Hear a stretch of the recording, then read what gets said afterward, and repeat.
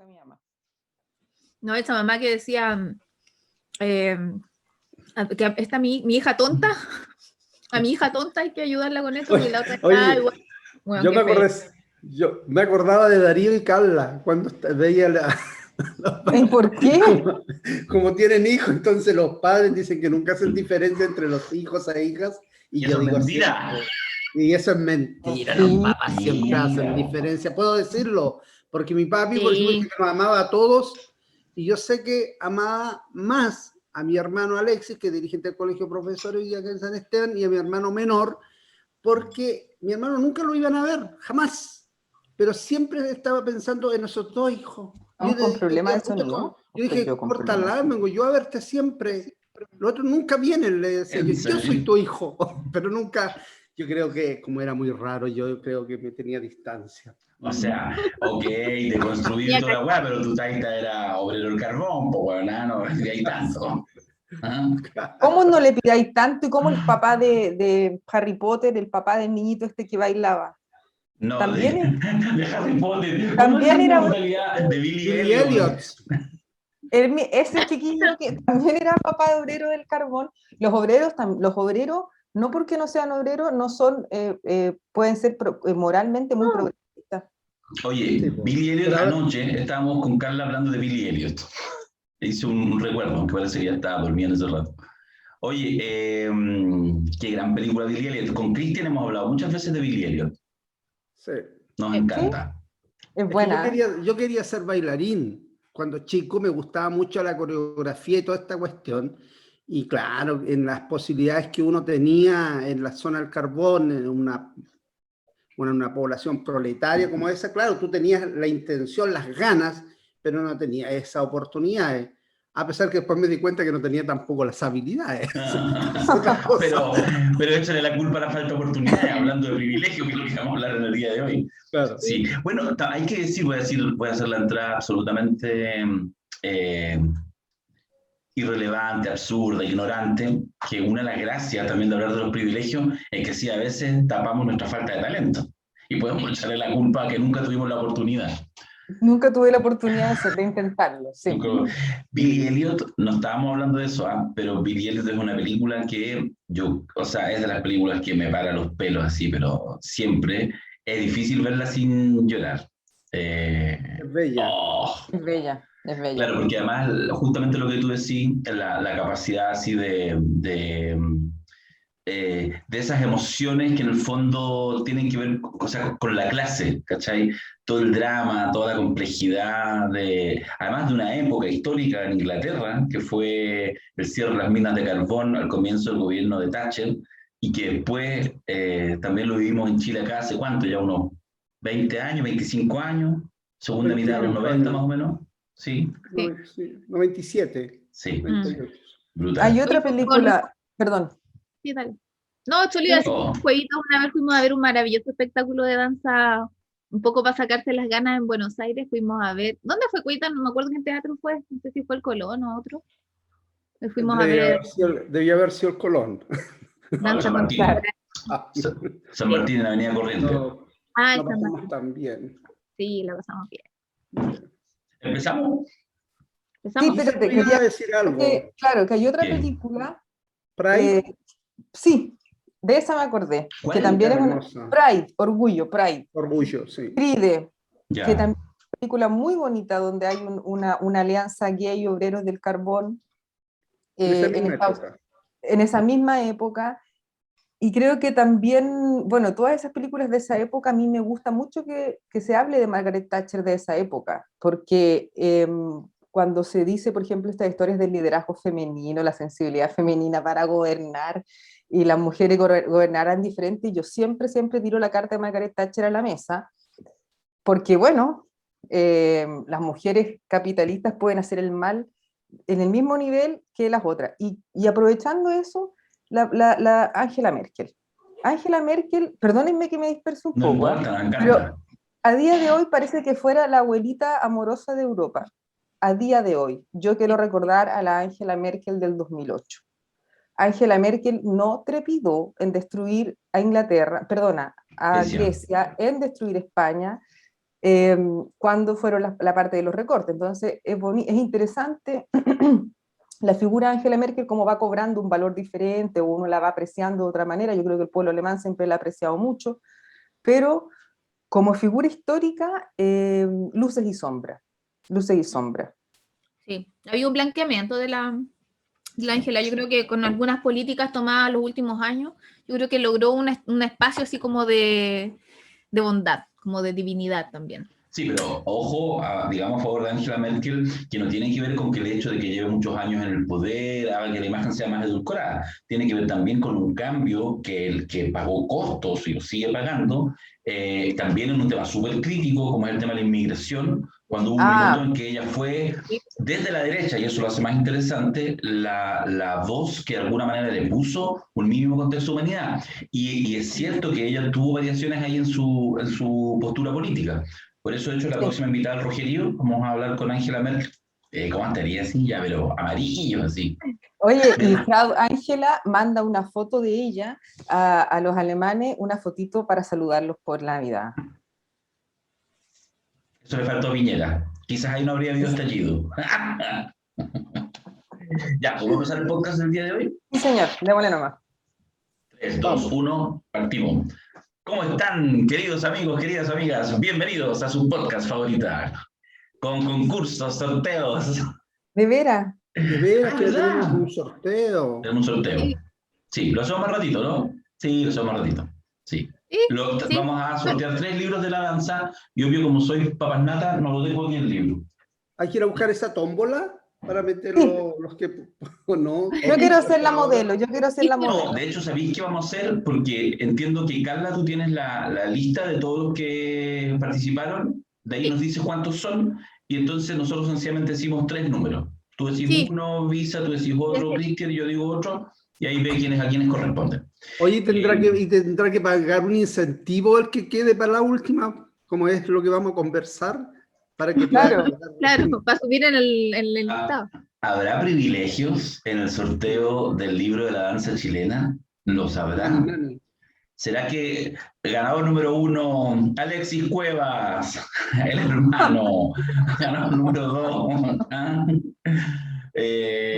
Sí. Sí, Mary Rose, no sé, gente así conocida. Patricio Quiroga, el historiador. Ganó su libro de la danza. ¡Oh, y alcance de nombre! Sí. Entonces, que yo una vez con mi papá, Patricio Quiroga, historiador, grande, bueno, en varias universidades hacían el ARCI. Y hubo un semestre en que, ya no me acuerdo por qué, le falló su ayudante de siempre. Porque mi papá, historiador, es de esto así, a la antigua, entonces ya... Hay un momento, ya pasado los 60, 65 años, no, 60, ¿sí? En que en realidad como que ya sabéis que ya hace mucho sí que les voy a hacer un módulo yo y otro lo hace el ayudante. Y le falló el ayudante una semana antes de empezar la clase. Y me dijo, ¿por qué no la haces tú? Yo ya había estudiado sociología, ya estaba egresado, estaba estudiando ciencia política en ese rato. Entonces, ya, pues, sin problema. Pero igual me daba pudor, pues. Entonces, al final decidí, y creo que la última vez que lo hice, entonces, la primera clase que me tocó hacer, dije, bueno, mi nombre es Darío Quiroga, no sé qué, para que no anden riéndose, es solo alcance de apellido, no sé qué. Así que lo estuve grupío todo el semestre, que no era... Que no había relación. Lo negué más de 3 veces. Negaste a tu padre, negaste a tu padre. Sí. En fin, saludo a don Pato. Ya. Salud. Oye, solo una palabrita, hoy fue, esta semana conmemoramos el 1 de mayo, que solo lo quiero traer a colación para ver si les hace alguna provocación, porque en realidad uno podría decir que no es necesario ni hablar, porque hay mucha irrelevancia hoy en día, por supuesto estamos en contexto de pandemia, pero me parece que no es solo eso, respecto no al sentido profundo que sigue teniendo el 1 de mayo y que seguramente la mayoría de quienes están y nos acompañan, escuchan el Rogerío, les hace sentido, pero también de la paulatina pérdida o transformación, o quizás no, quizás solo mi mirada, que ha tenido esta conmemoración del Día de los y las Trabajadoras internacional en el mundo. ¿Qué les pasa a ustedes? Parto porque se lo pregunto a Cristian, de alguna manera, pero solamente para abrir la ronda, que él como dirigente sindical y alguien que ha estado ahí en el movimiento sindical chileno, con sus luces y sombras, con más sombras en realidad el movimiento sindical chileno. ¿Cómo lo veis? ¿Qué te reí? Gracias, Darío, por ese cariño. No, soy de las pocas luces del movimiento sindical chileno. No, por mi sombra.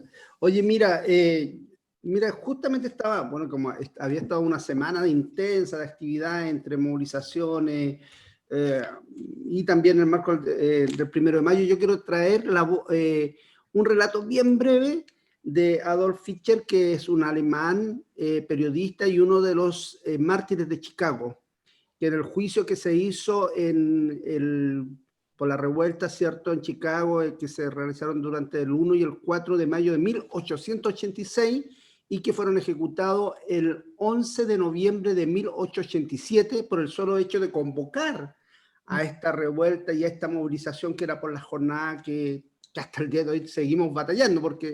Y mira, y él dijo lo siguiente: no hablaré mucho, solamente tengo que protestar contra la pena de muerte que me imponéis, porque no he cometido crimen alguno.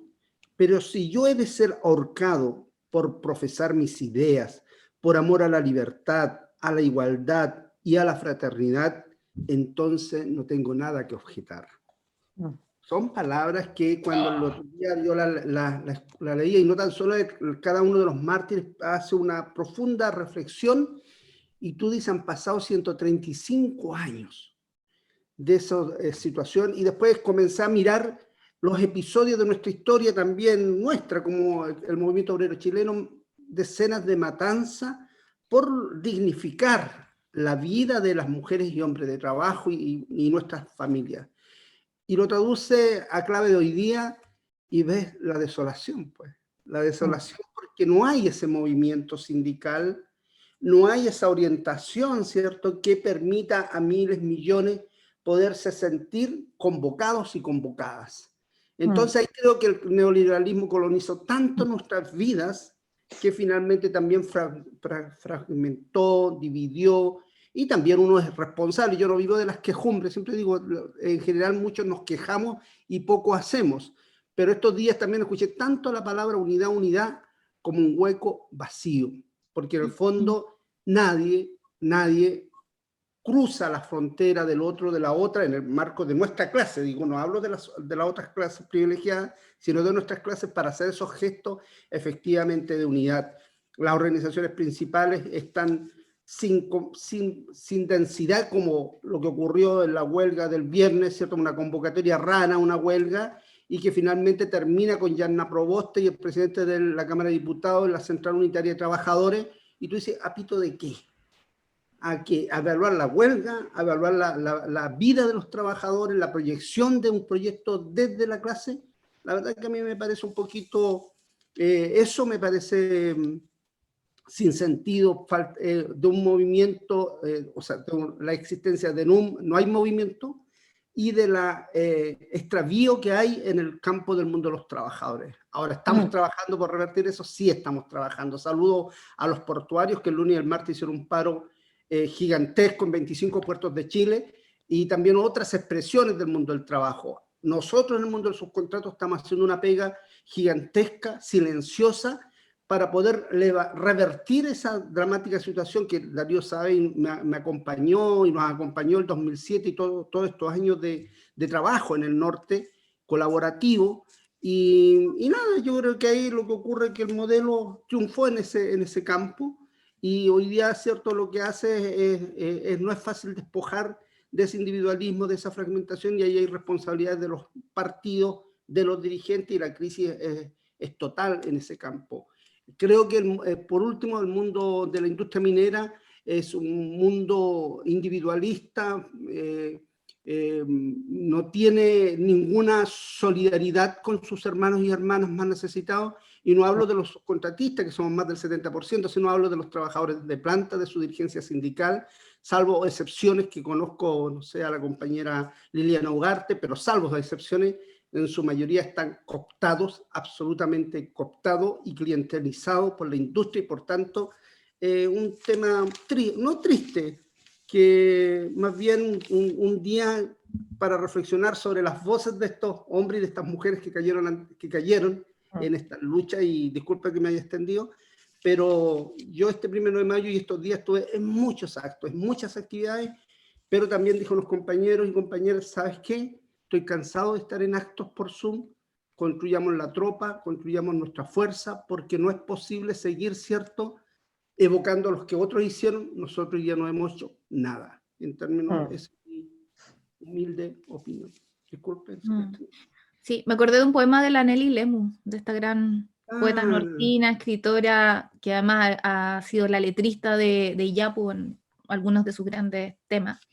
Ella tiene un poema que se llama Que nunca más haya olvido, que tiene que ver con la matanza que ocurrió en Antofagasta, en la Plaza Colón, en 1906, y como ella ve una especie de, como de rondó o de cita a la historia, cuando el 2006 ocurrieron unas manifestaciones en la plaza de la mano de jóvenes trabajadores, obreros, que también reivindicaban prácticamente lo mismo que se estaba peleando en 1906, y también con muchos detenidos y con ejercicio de medio de la violencia por parte de las fuerzas represivas.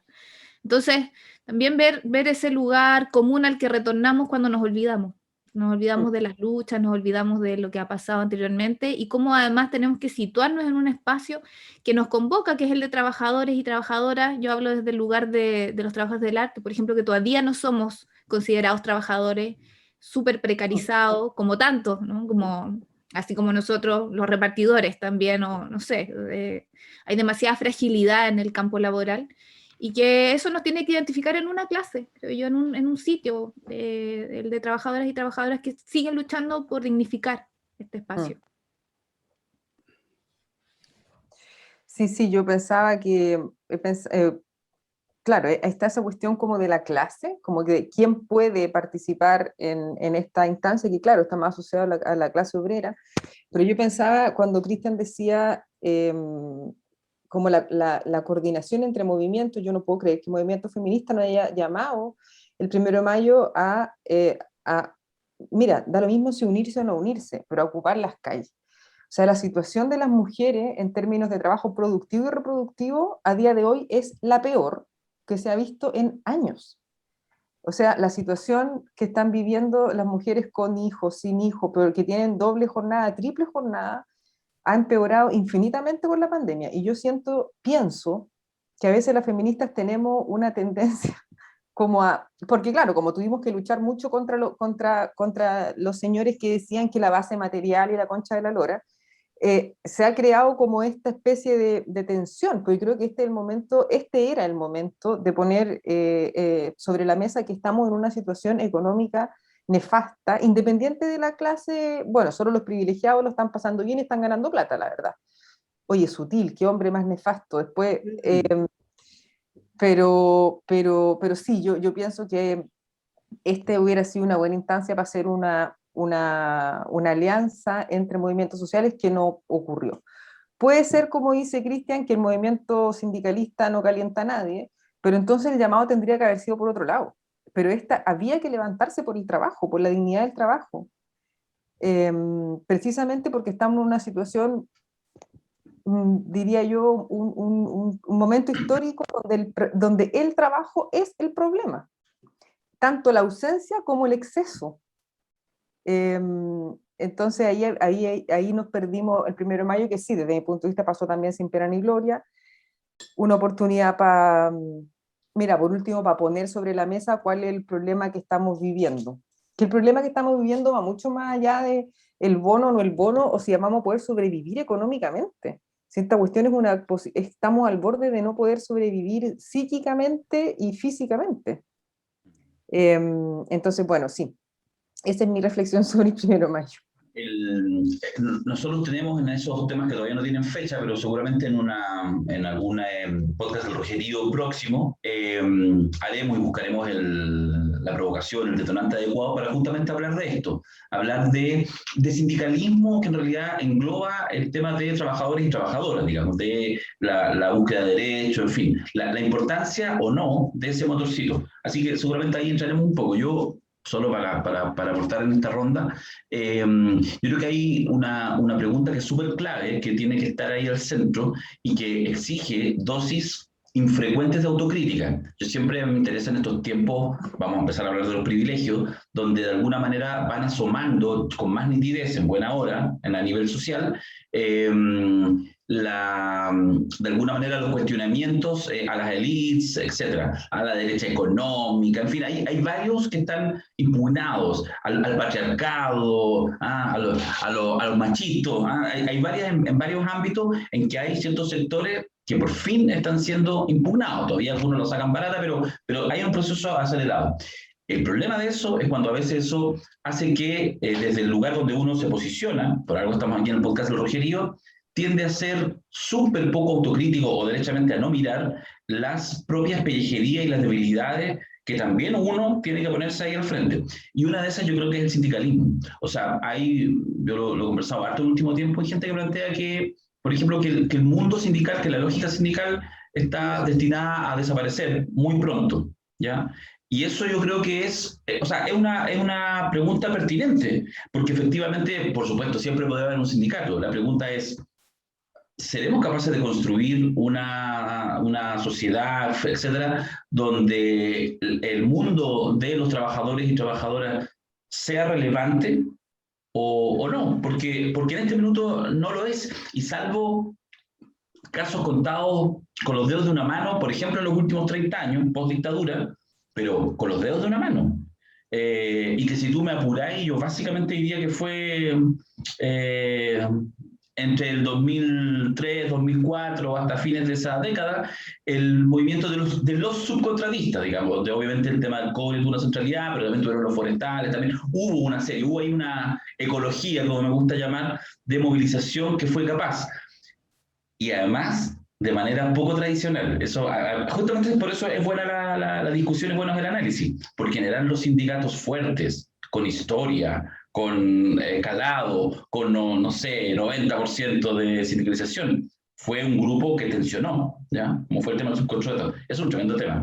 Yo creo que eso, haber que analizarlo, para no terminar, estamos muy cerca, de que el 1 de mayo sea solamente así como una fecha casi como una efeméride religiosa para recordar lo que ya no existe. Y eso yo creo que hay un riesgo. ¿Ah? Para el asado y nada más. Claro, bueno, que decir. Bueno, otra muestra de cómo nos aplasta el sistema capital, que creo que además es un espacio que vamos a retomar ahora con la provocación que Isabel nos planteó la semana pasada, antepasada, y que tiene que ver con cuánto pesan las luquitas a la hora de acceder a ciertos privilegios, cuánto nos vemos pervertidos o corruptos, a la hora de poder acceder a un espacio, por ejemplo, como es acá en este documental, el tema de la educación, cuánto pesa además estar en una universidad prestigiosa para poder tener un nombre dentro de esta escala jerárquica en la que estamos sumidos. Hacemos la alerta en este instante que vamos a hablar del documental Operación Varsity Blues en Netflix. Lo saben quienes vieron el podcast pasado, no lo saben quienes se lo saltaron. Y Isabel, no sé si te parece efectivamente abrir, como dice Carla, los fuegos. Sí, o sea, sí, claro, creo que lo que dice Carla es el centro de la cuestión.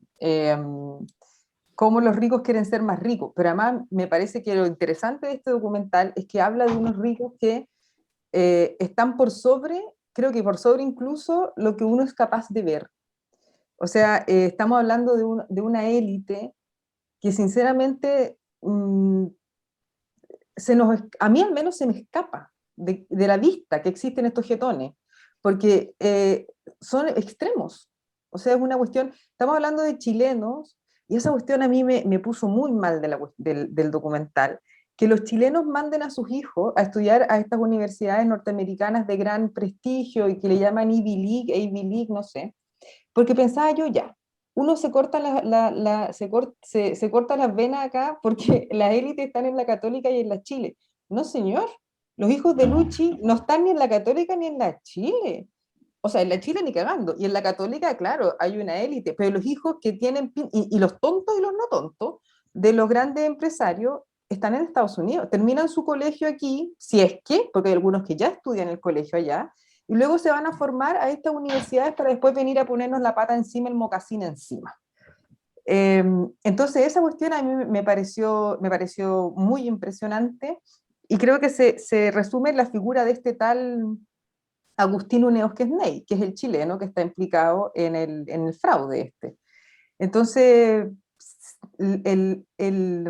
la altura de la élite, que es una altura que realmente no alcanzamos a ver, o sea, creo que está casi por sobre Piñera, por sobre todos estos papas nata, me impresionó muchísimo.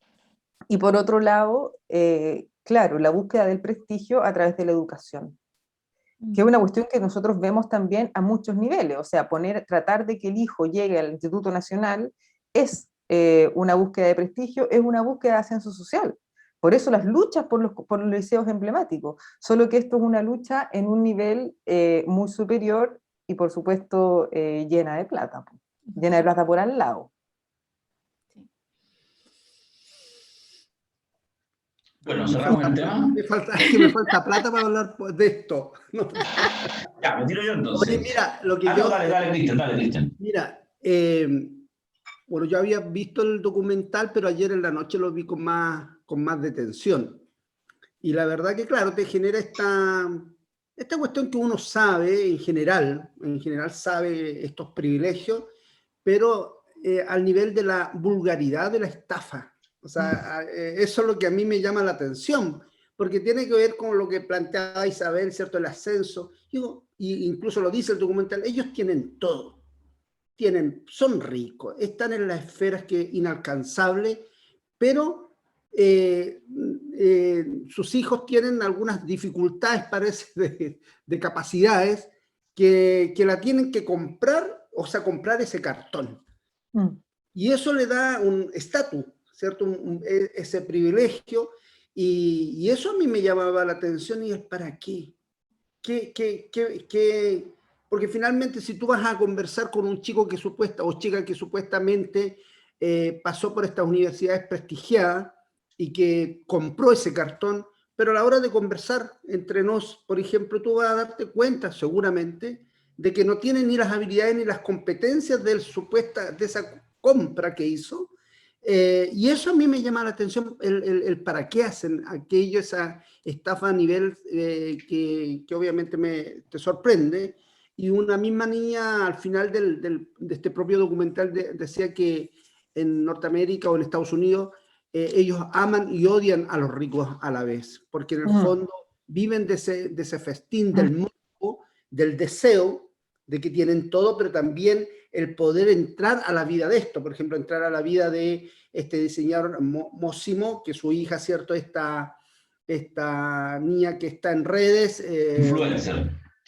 influencer, y que efectivamente ella al primer día que va a la universidad ya quiere irse, porque finalmente no es su campo, no es su mundo, no le gusta nomás, pero está obligada porque sus padres pagaron $500,000, y para entrar a Harvard tiene que pagar más de $1 millón. O sea, entonces, ¿para qué? Entonces, pero lo que más me generaba atención, ese deseo que el capitalismo provoca eso, porque finalmente los niños o las niñas que desean, porque tienen capacidades para estar ahí, se frustran, y tú los ves las escenas del mismo documental, cómo se frustran porque no alcanzan ese éxito, el deseo de estar ahí. Y que tiene que ver con el capitalismo, porque finalmente el capitalismo te lleva a una escena de querer y desear algo que finalmente se frustra, uno, porque no tienes las lucas, dos, porque te hace competir y nunca te ponen en las mismas condiciones para poder, ¿cierto?, desarrollar tus habilidades o competencia en tanto como ser humanos. Finalmente, la enajenación del ser humano a niveles entre los privilegiados, y por tanto también la cuestión racial está por dentro, porque finalmente son blancos y son ricos, y por tanto los otros sectores no existen en esos espacios. Entonces, un tema a debatir, pero que creo que en nuestro país pasa lo mismo con las élites que no cruzan ni de Providencia para abajo, yo creo, ni de Las Condes, porque están en otras esferas. El arribismo de muchos chilenos y chilenas, ¿cierto?, piensan que por irse a dar una vuelta a los Barrenechea o, no sé, pues a los dominicos, piensan que están ahí en un mundo, pero estos viven en otros lugares, en otra esfera, en otros planetas, quizás ni siquiera están en la Tierra en tanto ejercicio como tal, de caminar por la Tierra. Son alienígenas, po. Sí. No, los alienígenas somos nosotros. Ya lo dijo la primera dama. Oye, me parece que Es difícil, ¿eh? Yo anoche pensaba, así haciendo como un punteo mental para este podcast, que en realidad tiene varias aristas. De hecho, es posible que se nos pierdan algunas, ¿ah? Y de repente nos quedamos, porque el tema es súper estridente, ¿ya? El tema que es bizarro, ¿ah? Como lo plantea, porque de alguna manera es como... Y habría que tener ojo con solo quedarse en ese segmento de quienes en realidad absolutamente perdidos en su propia pobreza personal, individual, teniendo todo, ya absolutamente todo, necesitan aún más. ¿Qué es lo escaso? El prestigio. Puedes tener familias con ese nivel de plata que tienen asegurado el futuro de sus hijos y de sus nietos y que pueden seguir, además, ser muy exitosos. El ejemplo que daba recién en Cristian con esta chica millonaria, pero que además era influencer, tenía millones de seguidores, se creó hasta una línea de cosméticos con su nombre. O sea, perfecto, estaba ahí. Pero la pobreza espiritual, para poner esos términos, que lo tienes todo, pero en realidad igual esos papás quieren, y ella seguramente en algún ámbito también que valida esto. Bueno, pero además quiero mi cartoncito con algún buen sello. Siento que además, por ejemplo, para ella era irrelevante para tener un éxito futuro. Entonces, por supuesto que ahí hay una dimensión y eso es lo que lo hace súper bizarro. Gente millonaria, con prestigio, comportándose como unos rateros, ¿cachai? Como unos delincuentes rasca, haciendo el cuento del tío, con una cosa que además es evidente, o sea, el personaje, toda esta opción de la puerta lateral, etc. Porque además tampoco lo hacen a lo grande. La gente que lo está viendo habrá visto el documental, pero comentémosle que siempre se ha hablado de estas universidades, que como son universidades privadas, definen sus cánones de ingreso, por lo tanto, en rigor ellos pueden darle ingreso a quien quieran, tienen que respetar su normativa interna. Eso es relevante en Estados Unidos, aquí vale un poco callar eso. Y por eso se habla siempre de la puerta delantera, dar las pruebas de selección, dar las postulaciones. Ojo, universidades como Harvard son súper chachas porque formalmente, incluso en los documentos de admisión, en las postulaciones, el tema de las referencias y todo es relevante. No es que dais la PSU y te sacaste 800 puntos y traes a Harvard. No es así. Es como, saca los 800 puntos, pero además sí asumo, dentro de los requisitos de ingreso, que tus cartas de recomendación son relevantes. Y además existe la puerta de atrás, que es pagar cantidades pero excepcionales, ser un donante sistemático, pero te miran la cuenta, ya esta familia ha puesto del orden de los 10, 20 millones de dólares, y existe la puerta de atrás para pocos casos para multimillonarios porque así se financian. Y lo que nos muestra el video documental es la puerta lateral, que se llama, que en fondo es corruptela para hacer pasar porque no es. Entonces, además, este grupo bizarro es además muy bizarro porque pone las lucas, pero igual se hace un ahorro. O sea, no voy a pagar la puerta de atrás, no voy a pagar la donación en grande, sino que voy a pagar cifras que son de locura, de lo que estamos hablando, $500,000, $1 millón, pero porque igual me sale más barato que 10 millones. O sea, además, es punga en su propia lógica interna. Eso yo creo que es una dimensión. Y lo otro, no me quiero alargar, lo diré después, pero lo dejo enunciado, que yo creo que eso abre un mundo también de la posibilidad de analizar aguas abajo cómo operan las trampas a todo nivel en el mundo de los privilegios. Quizás no estas gigantescas trampas, sino las trampas de los asientos de los directorios, de las empresas, las trampas estructurales como las AFP, que ya a esta altura del partido la mayoría de la gente ya sabe cómo funciona, nos sacan nuestro dinero para las pensiones y se lo prestan barato a las grandes empresas que después a través de tarjetas de crédito te cobran créditos usureros como la Polar para comprarte una parca. Entonces te prestan tu plata y te cobran intereses abusivos. Te mantienen tu plata para la pensión y ellos se hacen multimillonarios. Entonces, tiene una dimensión la lógica de los privilegios que yo creo que hay que desengranar porque podría uno caer en el error, termino con eso, que el documental solo muestra este ejercicio como más bizarro, como si en los multimillonarios, que incluso van por la puerta de adelante, no hubiera también un permanente abuso de sus privilegios. Sí. Sí, cierto. Oye, a mí me pasa que, no me desayuno con nada del documental. Como que, o sea, tenemos tan claro que las lucas, está normalizadamente claro que las lucas son un signo de acceso a múltiples espacios, incluso cuando uno lo piensa aquí con los coqueríos de la Católica. Bueno, llegar ahí más allá de la meritocracia, que también muchos la tienen, no desconozco eso, pero también significa haber venido a estudiar en cierto colegio, haber pagado un preuniversitario no sé qué, haber accedido incluso a ver más mundo, a tener viajes y todo. Entonces, creo que los privilegios se dan a distinta escala, pagando directamente una coima o un soborno, no. Es ordinario pagar una coima para poder entrar a la universidad, obvio, pero también los privilegios se dan a distintos niveles sin que uno se dé mucho cuenta. Y cuando incluso también he conocido algunos casos de gente que de más escasos recursos accede a estos espacios formativos más de la élite, también son mal mirados, son discriminados. Entonces, los cerrados que son estos espacios también para el acceso y para las conexiones que se supone que además tú vayas a lograr cuando llegas a estos lugares privilegiados, ¿cachai? Porque también eso te está asegurando, como los ingenieros de la Católica, los no sé qué, incluso de la Chile, como que hay, yo le voy a decir que en mi rubro, en mi área, hay espacios de privilegio para quienes se han formado en la Chile, por ejemplo, en otros lugares más reconocidos, no necesariamente por la calidad del estudio, sino que más bien por un nombre, que ya se ganó un reconocimiento obvio, que también tiene lugar porque sus profesionales han dado muestras de ello, pero también en el tiempo se ha sostenido como una leyenda casi, como la leyenda de la marca. Y todos vamos ahí tratando de entrar también en ese espacio, sea como sea. Entonces, esas luchas descarnadas también por acceder a estos lugares que son privilegiados es lo que me queda del documental. Y me voy a tirar por otra pata, que no sé si la dejo anunciado, el cuento del rollo, pero me pasó ver el sufrimiento también de los cabros cuando, más allá de privilegios, no privilegios, pagos o no pagos, de acceder a estos espacios, un poco lo que decía el Cristian con esta cabra que ella tenía su mundo hecho de influencer y se ve de alguna manera obligada a estar en este espacio formalmente educativo que no le interesaba para nada.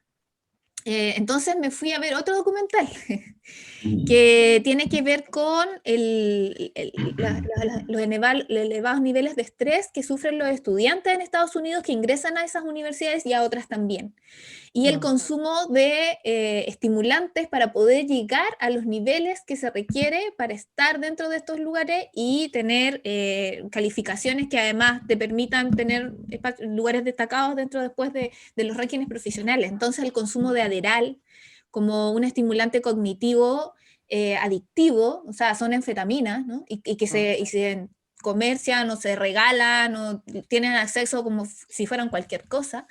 Y de otros estimulantes parecidos, como se usa el Ritalin o pastillas que tienen que ver con el déficit atencional para poder estar absolutamente concentrados en lo que tienen que hacer días enfocados, porque los niveles de exigencia son altísimos. Y me acordé de una cosa que me pasó a mí, como para llevar el ejemplo a la parcela propia, porque uno no se da cuenta, o sí se da cuenta, de cuando uno cae también en esos estándares, ¿no? Como de llegar a esos estándares de éxito.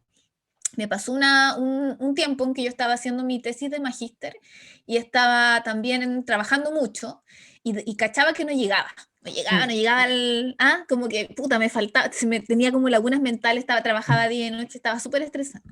Entonces un amigo me dice, oye, hay unas pastillas que se llaman Mentix.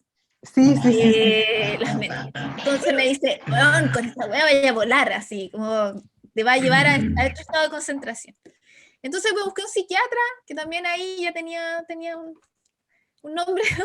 Y fui y le dije a mí, tengo como que, cacho que tengo lagunas, como que no me acuerdo de cosas, no sé, y estoy súper exigida por cumplir y porque me vaya bien. ¿Me receta una de estas? Claro. Y me pasó, tomé 5 cajas. Y un compañero mío de trabajo que estaba en la misma situación que yo, haciendo también una tesis de magíster, y trabajábamos además en el mismo espacio de la oficina, compartíamos cubículo, podía decir, o sea, compartíamos, el que estaba lejos, pero igual nos veíamos. Entonces, también estaba urgido, yo le dije, hoy tengo unas pastillas. Bueno, la cosa es que nos tomábamos una Se transformé en dealer y le vendía todo en la oficina. Me puse a traficar. A traficar. Hay que decir que yo siempre he estudiado múltiples cosas a la vez y siempre he estado en estos estados medio raros de necesidad de aprendizaje, pero por el amor al aprendizaje, no por llegar, creo yo, no sé, me voy a psicoanalizar. Vamos a ver. Entonces la cosa es que me tomara Mentix en la mañana y la era como, uno la voy a promocionar, qué feo, pero hay que decir que te lleva a otros estados de productividad y de enfoque, pero además me pasaban cosas como, hablaba fuerte todo el rato. O sea, como que era muy ridículo, porque además con mi compañero de trabajo que estaba al frente, y nos gritábamos así, entonces, y después cachábamos que estábamos hablando en decibeles altísimos, nos íbamos al almuerzo, como teníamos mucha energía, nos íbamos al gimnasio, estábamos 2 horas en el gimnasio, volvíamos a trabajar, nos quedamos hasta la hora de la callampa. Entonces, digo, después tiene un rebote, yo quedé con un estrés así heavy, y después, claro, las fallas, no sé, hígado y cosas así, son complejas. A lo que voy es que uno cae fácilmente del lugar en el que esté en estas como upgrade, voy a decirlo así, como posibilidades de acceder a algo superior, sea como sea. Y yo, muy Rogelia y todo lo que queráis, también caigo en ese espacio porque también quiero llegar a un lugar de éxito. Y no tengo las lucas para pagar $1 millón para entrar a Harvard, pero sí me puedo comprar unas Mentix para poder rendir mucho más en una pega que tengo que hacer para acceder a un reconocimiento. Entonces, como también verse un poquito la paja en el ojo ajeno y no siempre la viga, o sea, la viga en el ojo ajeno, no la paja en la wea que sea. Necesito una Mentix. Las Mentix. Eso. Yo también acabo de tomar nota de todos los... A veces quiere decir, acabo de tomar una Mentix. No, de todos los síntomas que dijiste, porque yo anoche también estuve viendo ese documental y dije, ya pico, esta es la agua que tengo que tomar. Pero entonces tengo que ir al psiquiatra y convencerlo, que he tratado de convencerlo, ya llevo como, no sé, como 1 año tratando de decirle, drógame. El hombre, no sé por qué, tiene una teoría distinta, entonces ya, lagunas mentales, estoy exigida, sí, chao. O sea, un fierrazo y ya. No, Toma no. gamalate es Porque yo ni siquiera me he tomado una Red Bull para tratar de rendir más. A mí no me pasa nada con esas cuestiones, ni con la Red Bull, ni con los cafés. Yo puedo tomar un café toda la noche y duermo igual. Las drogas no me generan nada, solamente que me puede marear y me hace mal y me siento mal, más bien porque no pierdo la estabilidad. Entonces no disfruto nada de aquello y no. A mí me dan susto, así que nunca tomo nada. Me da susto, eso sí. Es que además estas cuestiones te aceleran la cuchara, o sea, hay gente que tiene ataques psicóticos. No, nunca. Oye, hablando de triabilidades, estoy tan feliz porque mira, me abroché la camisa y tengo cuello de nuevo. Sí, está más flaco. Oye, yo quiero poner una dimensión así para ser como de abogado del diablo con el tema de los privilegios. Porque a mí me parece que ha habido un giro interesante que en general quienes estamos en el mundillo del rojerío tendemos a subvalorar. Y así, pero igual, porque en el fondo, obviamente en el alma de cualquier persona que se sienta cercana al rojerío, siempre estará tener el dedo listo para denunciar a los poderosos de siempre que nos siguen, no sé. Pero en realidad, si uno mira, dentro de su logia, por supuesto, siguen viviendo en sus casas tremendas, ganando millonadas de plata, teniendo asegurado el futuro, pase lo que pase, pudiendo amenazar que si gana la prueba se van de Chile, ya, todas esas cosas, todo lo que tú quieras.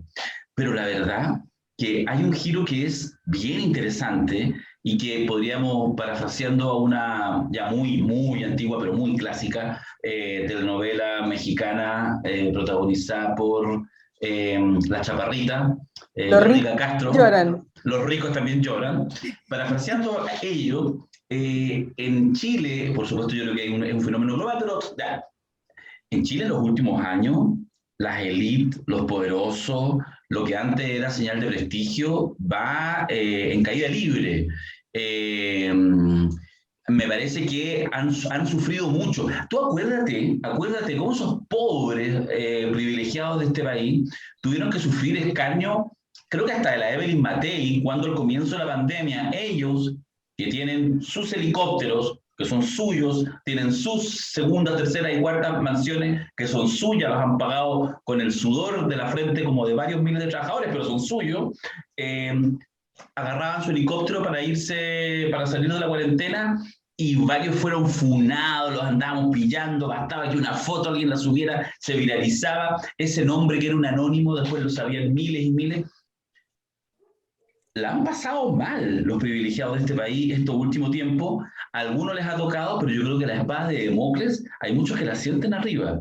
Yo no sé si comparten o creen que en realidad me mentía. al gran capital, con lo que estoy diciendo. Sí, yo creo que sí. O sea, como nunca antes, aunque sea poquito. Pero sí, creo que hay un ojo, y además con todas las cosas que se destapan, vemos gente que está en la cárcel y que uno nunca hubiera pensado que podía pisar ese lugar por alguna cosa relacionada con fortunas, con platas, con... Entonces sí, yo creo que hay una apertura así como, bueno, si vivimos en tiempos de la muerte también de todo lo conocido, insisto, tiempos necróticos en donde no solamente la institución ha muerto, Dios ha muerto, la posverdad y toda la crisis que tenemos de representación, sino que también esas estructuras se están rompiendo. Ahora, igual son estructuras, y para interpelar a las élites, fírmate cabrito. Pero yo creo que sí, hay un espacio ahí como de debilidad, ¿no?, que se asoma. Hoy hablando de élites, el Juan Sutil, el presidente de la SOFOFA, que se ha mandado comentarios medio, bueno, xenófobos y también cierto de gran violencia hacia las y los trabajadores. Pues. Y él, hace unas semanas atrás me acuerdo que estuvo en el programa donde va nuestro amigo Darío Quiroga, en la red, donde está la Alejandra Matu, hay 4 periodistas que están ahí en ese programa. Lo entrevistaron.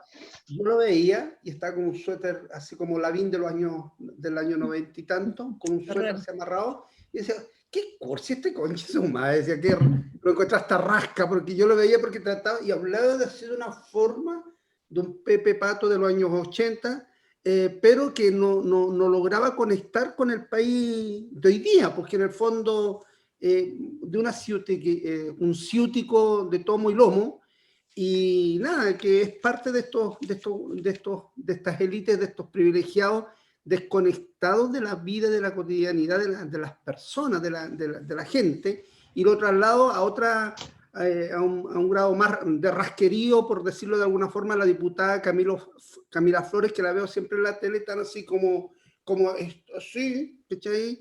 Y que su hermana está aquí por corrupta acá en la cárcel de los Andes, con los privilegios en la cárcel de los Andes, prisionera por estafas, y que los propios funcionarios de gendarmería me dicen que tiene privilegios que no tienen otros, y que obviamente la diputada que está así tan así como compuestita y como este facherío rasca, digo yo, a niveles de aspiracional, que de alguna manera quisieran llegar a estos privilegiados, pero son más que subalternos de esos privilegiados, no más que en el fondo son los que hacen la pega sucia y que se conectan con los esmirriados descamisados y pobres de acá de Aconcagua y del país.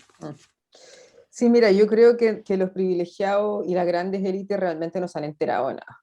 Claro. Yo estoy cada día más, lamentablemente, un poquito decepcionada de las consecuencias del estallido social.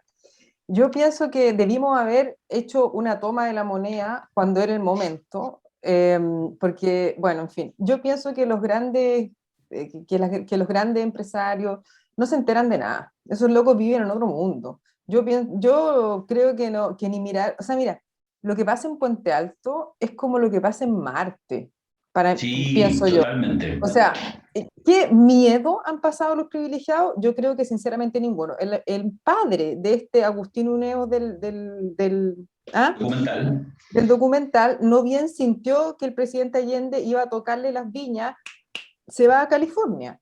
¿Cachai? Entonces, y luego que él se va a California escapando de la Unidad Popular, el hijo se manda este otro papelón. Pero además yo creo que los privilegiados tienen otro privilegio, que es pasar poco tiempo en la cárcel y poder declararse culpable. Todos los choclos fueron a la cárcel. No fueron a la cárcel. O sea, fueron a la cárcel, pero con las medidas preventivas, con las cautelares. Es una justicia racializada, racializada a favor de ellos.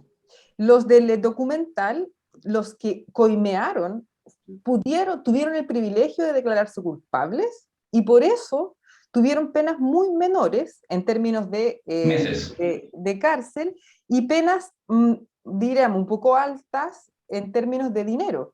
Pero el huevonaje que hizo la coima, que están por supuesto muy por debajo, o sea, los que hicieron el tejemaneje, ellos se declararon inocentes para luchar por no estar en la cárcel, porque el señor este que hizo el movimiento de la puerta lateral y los entrenadores de deportes que le recibieron la plata y tal y cual, esos no van a ir 2 meses a la cárcel, esos se pueden chupar años de cárcel. Entonces el solo hecho de declararte inocente es un privilegio, desde mi punto de vista.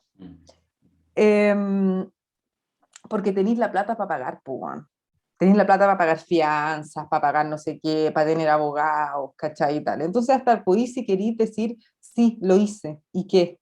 Pero lo mismo que acá en Chile, pues Isa y compañeros Rogería, el caso Coima, todos estos buenos de las élites que pasaron un ratito por ahí en una escena, pero desaparecieron, los choclodélanos, todos estos hueones, ¿cachai? Que finalmente quedan impunes, absolutamente impunes.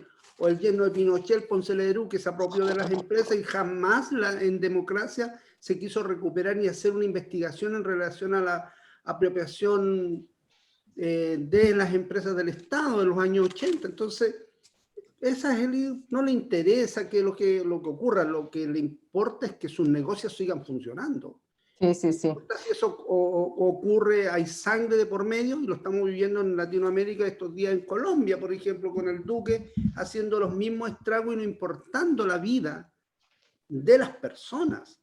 Y la violencia en Colombia es endémica y sistémica por año, y tú no ves en los canales de televisión chilenos abordando esos temas, porque si en Venezuela eso, ¿cómo estaríamos todos los días los matinales llenos de información? Oye, quería hacer un último comentario sobre el documental para cerrar. Cuando Cristian dice, sin importarle las personas, en este documental se ve que no les importan sus hijos. Les mienten, les hacen creer que son más inteligentes de lo que son, les cambian los cuerpos a través del Photoshop y cagan las carreras de los hijos, que se han formado, sí, desde sus privilegios, pero han hecho carreras. O sea, esta chiquilla que tenía un Instagram tenía una carrera por delante. Su madre le cortó la carrera. Eso como primera cosa. A estos huevones no le importa ni su madre, ni sus hijos, ni nadie. Y lo segundo que me interesa, y con esto lo dejo puesto, es el papel de la educación. La Carla decía, yo he trabajado mucho por amor al aprendizaje. Estoy segura que en esas universidades, todos estos muchachos que entraron no es por amor al aprendizaje, es porque los padres consideran que hay que mantener el prestigio, mantener los contactos, lo que Bourdieu llamaba el capital social. Y por último, como ejemplo de esto, Jodie Foster, que es una buena actriz, durante mucho tiempo se decía, Jodie Foster además tiene un título universitario en Harvard. Como si el título universitario fuera lo que pudiera afirmar su calidad de artista. Entonces, lo dejo ahí. El papel de la educación, sinceramente, no es, para las élites, no es educar. No es amor al aprendizaje, ni vamos a aportar a través de la ciencia al desarrollo de los países. Estos locos van y eso creo que es un desprestigio absoluto para la educación superior. El cartonismo mismo. El cartonismo mismo. Sí. Oye, me acordé, lo tenía ahí a la mano, este libro Joyitas, los protagonistas de los mayores escándalos de corrupción en Chile. Me acordé por lo que mencionaba Cristian recién de Julio Ponce Ledru, un texto de varios autores. Justamente me acordé del de Ponce Ledru, que es de mi buen amigo Sergio Jara, director del Desconcierto. Está especialmente bueno, hay que mirarlo también a propósito de efectivamente su desconexión. Ahora, ojo, yo creo que el que la saquen barata no debe hacer, yo creo que es importante esto en el análisis político en Chile actual. Ojo, Rogerío. Yo creo que hay que tener, porque en el fondo todo esto es relativo. Es decir, cuando tú tienes todo, no vas ni un día a la casa, no sé qué, pero tienes redes sociales y tienes un entorno que te empieza a mirar con cierta vergüenza, eso puede ser una cosa terrible para quien nunca ha pagado un solo costo. Lo que quiero decir, yo obviamente la introducción que hice hace un rato atrás no es para compadecerme de las élites, es para ver la capacidad, ojo, estamos en un momento más alto, la capacidad impugnadora, el poder corrosivo que ha asumido la ciudadanía en algunos de esos casos, es un triunfo. y los goles hay que celebrarlos, ¿ah? Y por lo tanto yo creo que eso hay que celebrarlo y hay que avanzar en ello para que no quede, esa es mi tesis final, para que no quede solamente en, pillamos al Agustín Uneus, le sabemos hasta su vida, a él, sino que podamos mirar el conjunto de esas élites y ver cómo con mayor faltas a la ética o con menor faltas a la ética en este tipo de cuestiones, logran construir efectivamente, han logrado construir durante 200 años de vida independiente en este país una situación de privilegios y de élite que es de suyo injusto. Pero yo creo que se han empezado a hacer ciertas fisuras y por eso hay sectores de la élite que sí tienen susto, sí tuvieron susto, que la lógica post-estallido, o sea, sí tuvieron susto, sí están cagados, y por eso hay que tener claro eso, que no la están sacando barato, porque también hay que estar alerta a cómo estas élites se empiezan a cuidar y empiezan a preparar para defenderse en el futuro. Lo hicieron antes con golpe de Estado, lo van a hacer ahora con otras manipulaciones. Más bien tenía que ver con ese mi punto. Pero nos faltó algo para el estallido. Era llegar a las casas de la élite y no llegamos, pues llegamos ahí hasta el Costanera Center. Entonces hay que avanzar, compañeros y compañeras, para llegar a ocupar esas casas. Me acuerdo que hace años atrás, en estos pimponeos que hacían en el diario La Tercera, me hicieron una entrevista, me decía, ¿cuál es tu deseo? Ser como Nerón, yo dije, incendiar de Plaza Italia para arriba. Se volvieron locos. Nos faltó eso, compañero, porque siempre cagamos los de abajo, quemamos los de abajo. No, tenemos que ir para arriba, a quemar esos buenos arriba. Te van a acusar de incitación al odio. Tranquilo. Sí, cagamos. Que van a pasar por ley Zamudio, por toda la wea, porque a día de hoy estos conchos de madre hasta se han apoderado de la ley Zamudio. No. Ya, oye, estamos súper pasados, así que vamos a hacer primero el sorteo. Ya, ¿cuántas personas respondieron, Carla? Entre Instagram, muro, Instagram, mensajes, Twitter y todo, 72 personas quieren el libro de la danza. Bacán. Entonces les voy a pedir un número a cada uno, porque tenemos 3, del 1 al 72, y yo voy mirando aquí la listita para regalarlo. Y además hay que decir mensajes lindos, frases apoyadoras, pucha que nos quiere la gente. Yo así como que revisando los mensajes, de verdad se me llena el corazoncito. Ya, démosle. Del 1 al 72. Pero yo estoy viendo si es que logro... 53. 53. 17, porque quiero volver. Espérate, pero... ¿lo tenemos que hacerlo al tiro? No, ya acá tengo el 53 ya. El 53 es alguien que en Instagram, que después tengo que pedirle los datos, se llama maldita.indiferencia. Maldita indiferencia. Esa onda. Buena. 53. Ya, así que un libro de la danza para Maldita Indiferencia, que después le preguntaremos cómo se llama. Escucha, no sé cómo hacerlo. Cristian dijo 17. Ya, 17 es Violeta Mañara. Supongo que ese es su nombre, Violeta Mañara, el segundo libro. Y Darío. Yo quería hacer uno con ustedes que son tramposos, estaba bajando aquí una de estas tómbolas virtuales para realizar sorteo. Yeah. Pero mira, el mismo Darío, al empezar el programa, dice, tiramos tres números. Ya, es que me arrepentí porque la gente puede pensar que está todo arreglado. Participantes, que nada, no sé. Hice mi mejor intento, nietitos. El número nomás. Nietito. ¿Y qué vamos a hacer por este país? Oye, vos subiste una foto con la abuela. Sí, pues. Hoy me hicieron un pedazo. Subió a sus redes sociales, pero es que no le pusiste contexto. Si una foto que te tomaste hace como 4 años. No, hace 3 años. Pero buena la foto, porque además es bien de nietito. Es bien de nietito. Amorosa. No, pero somos de la misma generación, así que imposible. Pero a mí lo que me da risa es que sale esta izquierda media de cabeza cuadrada y salen algunas, ay, yo te pensaba que eras distinto. Y ándate a la Anda. Podemos tener humor en nuestras redes, niños. Ya, no me resultó, así que esencialmente diré mi número de la suerte, el 22. 22 de marzo, la fecha histórica que nacen estos liberados. 22. Algún día será feriado. Ya, pues. Perdón. El 22 es Lulú Cabrera Jiménez. Ese sería el nombre completo, Lulú Cabrera Jiménez. Entonces, ¿Son solo mujeres las que ganaron? No sé quién, Maldita Indiferencia, no sé. Sí, deben ser puras mujeres. Lo que pasa es que la danza es como para las mujeres. ¡Ah! ¡Funao! ¡Que hago el rojerío! Saquémoslo, puta, no tengo atribución. Es que el Darío no se podría poner esas calzas de bailarín. Ahí se Oye, no No. ¿No Oye, me ya. gustó esa foto? Es la única. Te veía elegantísimo. Muéstrala Sí, de nuevo la foto esa. No, si la gente no lo ve, porque Ya. cuando uno apaga la cámara desaparecemos, no se ve la foto que tenemos de perfil. Ya. Hoy ya voy a recapitular, que son Ya, perdón. Maldita, Punto Indiferencia, Violeta Mañara y Lulú Cabrera Jiménez son nuestros auditores que se han ganado el libro de la danza. Oye, ¿sabéis qué? Y no preparamos ningún sorteo para esta. ¿Hasta qué? Para este capítulo. No, porque yo pensé que tú ibas a tirar un escrito tuyo, pues estamos esperando. Pero... Listo. Ya. ¿Bacán? Démosle. Uno no, porque son caros. Sí, y los pagos. Costaron. Lucrando con la cultura.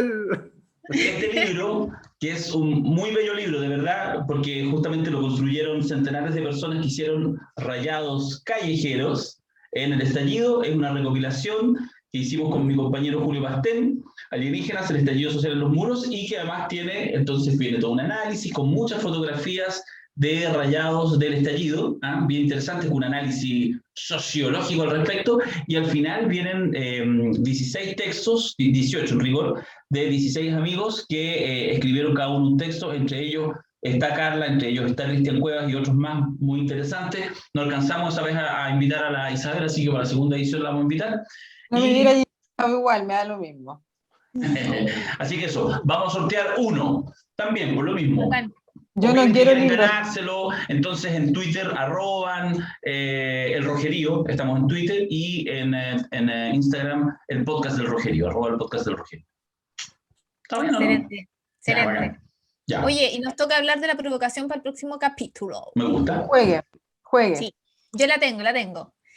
A partir de lo performativo, de lo espectacular que a veces se torna la política, y además por una provocación que nos envió un auditor por Instagram también, se me ocurrió tomar esa provocación, la debería haber tenido como lista para leerla.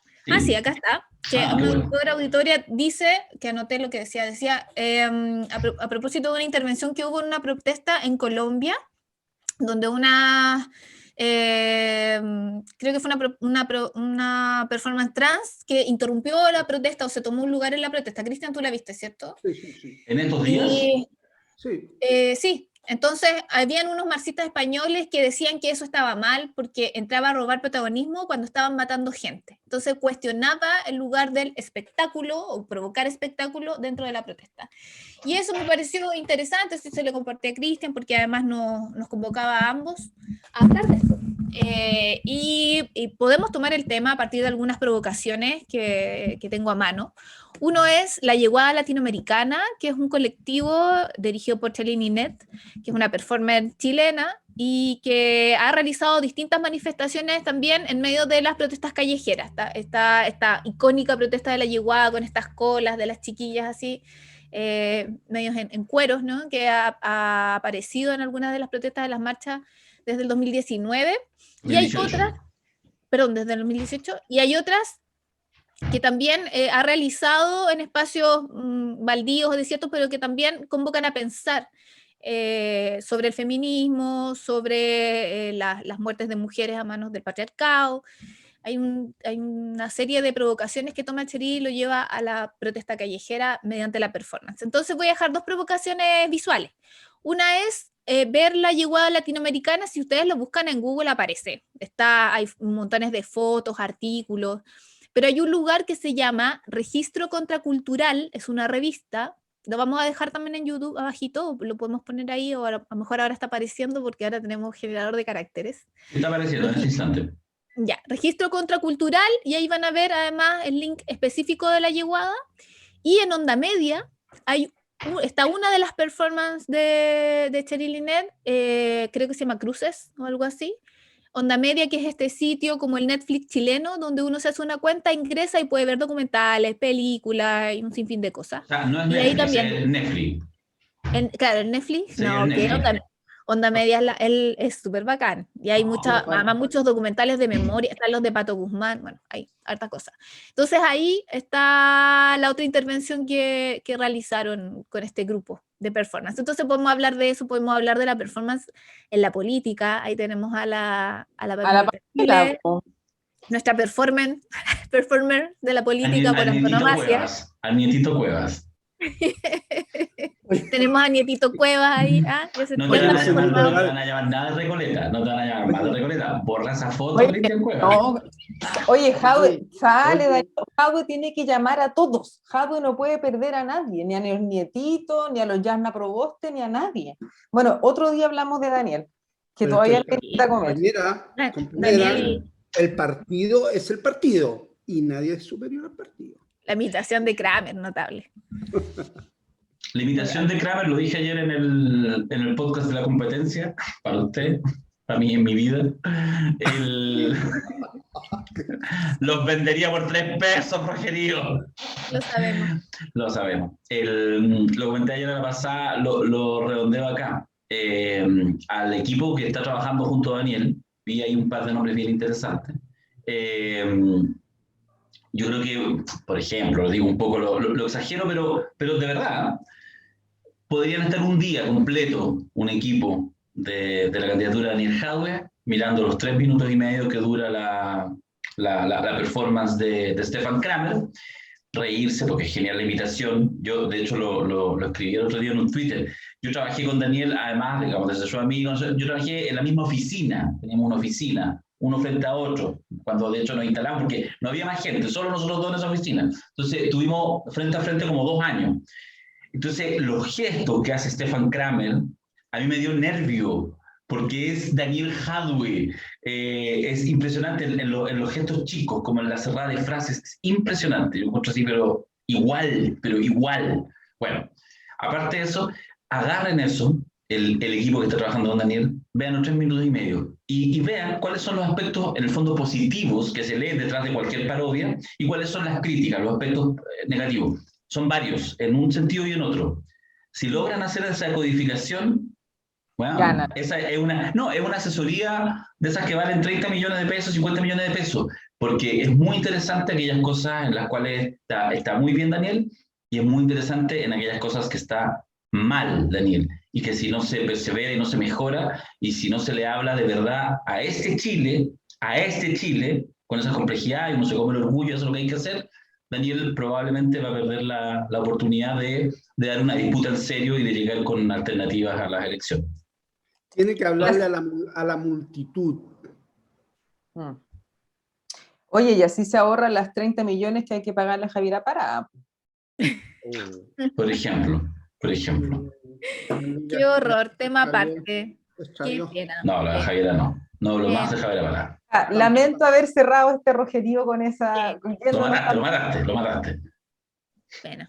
Perdón. Ya. Darío, Lo que hacen cosas más fuertes que el Mentix. Lo dije. Chicos, nos vemos. Última, tengo una noticia súper interesante a ustedes, los voy a dejar con la duda.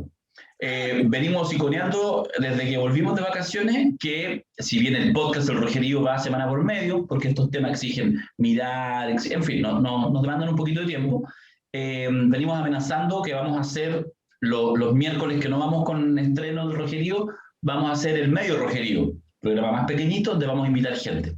Pues bien, esta próxima semana, el próximo miércoles, ya no sé ni qué día toca, se estrena el primer medio Rogerio. No les voy a decir con quién, pero les va a gustar. ¿No voy a decir? No, ¿por qué no? Deberíais cerrar este podcast poniendo la imagen, además que ya tenéis hasta el video, pues Darío, ¿queréis mala? No, soy así. ¿Será la abuela? ¿Será la abuela?